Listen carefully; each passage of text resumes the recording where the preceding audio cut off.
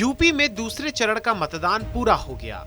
9 जिलों की 55 सीटों पर शाम 5 बजे तक 60.44% वोट पड़े। जिन जिलों में मतदान हुआ उनमें सहारनपुर, रामपुर, अमरोहा, मुरादाबाद, बिजनौर, संभल, शाहजहांपुर, बरेली और बदायूं शामिल रहे। सहारनपुर में सबसे ज्यादा 67.05%, अमरोहा में 66.15%, मुरादाबाद में 64.52%, जबकि शाहजहांपुर में 55.20% और बदायूं में 55.98% मतदान हुआ। उत्तराखंड में सभी 70 सीटों पर मतदान संपन्न हुआ। बीजेपी और कांग्रेस के नेताओं की किस्मत ईवीएम में कैद हो गई। बता दें कि पहाड़ी क्षेत्रों में ठंड के कारण कम वोटिंग हुई, जबकि मैदानी क्षेत्रों में लंबी लंबी कतारें देखने को मिली। शाम 5 बजे तक राज्य में 59.37% वोटिंग हुई। विकासनगर में 69 और राजपुर में सबसे कम 54 वोटिंग हुई। अखिलेश यादव ने झांसी में कार्यकर्ता सम्मेलन किया।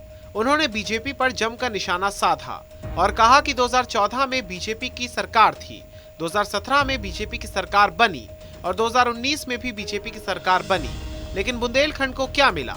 आगे उन्होंने कहा कि समाजवादी सरकार बनने पर युवाओं के लिए बीएड और टीटी समेत सभी खाली भर्तियां भरी जाएंगी।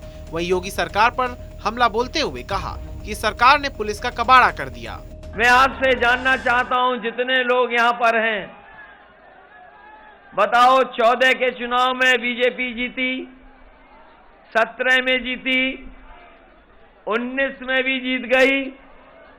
बताओ बुंदेलखंड की जनता को मिला क्या है। कानपुर में प्रधानमंत्री नरेंद्र मोदी ने तो सपा के गढ़ मैनपुरी में सीएम योगी आदित्यनाथ ने चुनाव प्रचार किया। कानपुर में पीएम मोदी ने समाजवादी पार्टी पर हमला करते हुए कहा कि इन लोगों का बस चलता तो यूपी के हर शहर में एक मोहल्ला माफियागंज के नाम से बना देते। वहीं 2019 में एसपी और बीएसपी के गठबंधन को लेकर निशाना साधते हुए कहा कि ये हर बार नए साथी के साथ आते हैं, लेकिन चुनाव बाद साथी को धक्का मारकर निकाल देते हैं।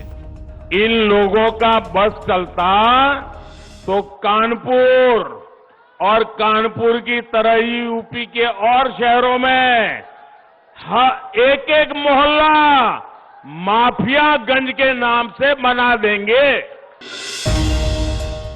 सीएम योगी ने न्यूज एजेंसी एएनआई को दिए इंटरव्यू में अखिलेश यादव पर बड़ा आरोप लगाया। सीएम योगी ने कहा कि अखिलेश यादव नहीं चाहते कि आजम खान बाहर आए। अगर आजम खान बाहर आते हैं तो अखिलेश यादव की कुर्सी को खतरा हो जाएगा।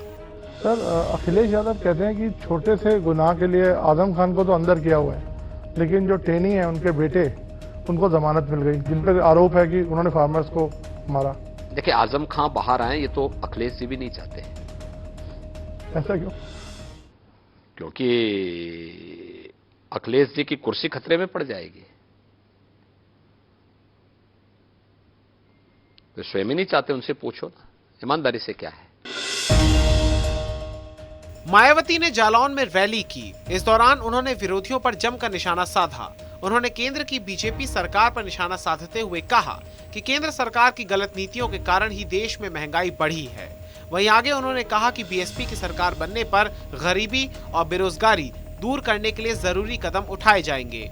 नीतियों के कारण यहाँ गरीबी, बेरोजगारी, महंगाई आदि भी काफी ज्यादा बढ़ी है।